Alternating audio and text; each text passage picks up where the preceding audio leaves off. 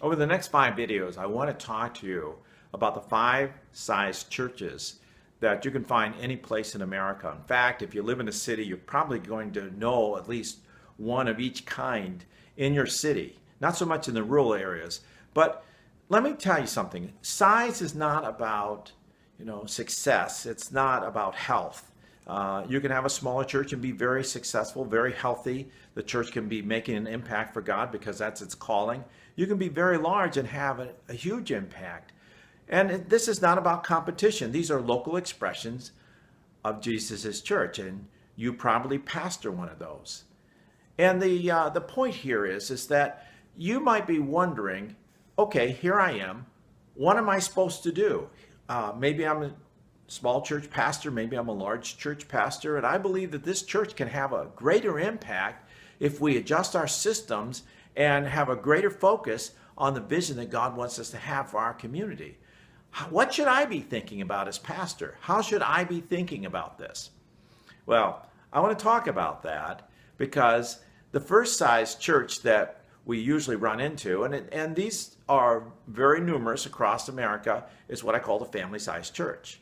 Family-sized church is up to 50 people that may or may not have a building, and the pastor is usually bivocational. I know this church pretty intimately because when I first came out of seminary, I went straight to a family-sized church. And the fun part about that is that it was an open door for me to do what I believed that God wanted me to do. And I was there for 10 years and saw the church triple in size and had some major impact on the community we were in.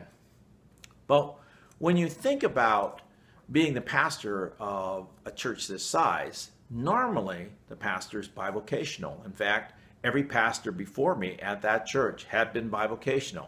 And I insisted that I was going to be full-time. So my wife and I sacrificed to be a full-time pastor because your thinking has to change about what you're trying to do if you believe that the church can have a greater impact. And the mindset that you want to think about here is that you have to become an equipper. That people in your church don't know what to do. They're very close to each other. They're into each other's lives. They treat you like a brother, but they don't know how to do the basic stuff. And this is where we go to Ephesians chapter 4 and we say, well, what does it mean to equip people for the work of ministry? What do they need to know? Well, they need to learn how to do the Great Commission, to evangelize, and to disciple. And we need to teach them how to connect with new people because it's really hard for new people to break into a group that is that tight. Usually we call this a family church because they feel like family.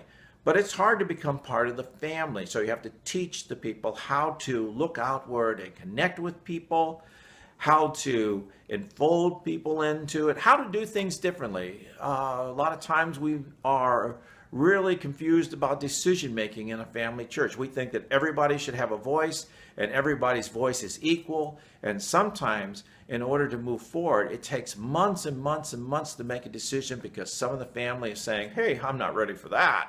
And you're frustrated because you said, we need to move forward in a hurry. So you have to teach people. And your mindset is, I'm here to equip you and teach you to do church differently. The way that we operate as a church, the way we impact the community has to be different. We will not begin to see growth and sustain that growth until we think differently.